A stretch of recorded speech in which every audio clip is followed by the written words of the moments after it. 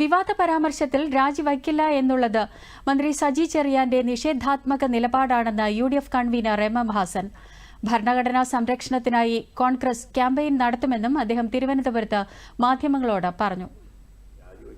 കാരണം ഭരണഘടനയെ അവഹേളിച്ചുകൊണ്ട് സത്യപ്രതിജ്ഞാ ലംഘനം നടത്തിയ കാര്യത്തിൽ അന്ന് സജി ചെറിയാൻ വാസ്തവത്തിൽ പോലീസിന് അന്വേഷണം കൊടുത്തുകൊണ്ടാണ് ഇവരെ സജി ചെറിയാനെ പോലീസ് അന്വേഷണത്തിൽ കുറ്റവിമുക്തനായി അദ്ദേഹത്തെ വീണ്ടും മന്ത്രിസഭയിൽ ഉൾപ്പെടുത്തിയത്. പിണറായിയുടെ പോലീസല്ലേ അന്വേഷിച്ചത്.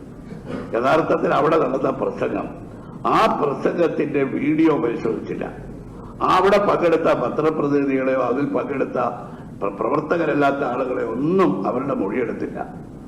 അത് മന്ത്രി പ്രസംഗിച്ച പ്രസംഗത്തെ പരിപൂർണമായി ന്യായീകരിച്ചുകൊണ്ട് അദ്ദേഹത്തെ വെള്ളപൂശിക്കൊണ്ട് പോലീസ് കൊടുത്ത ഏകപക്ഷീയമായ റിപ്പോർട്ടാണ്.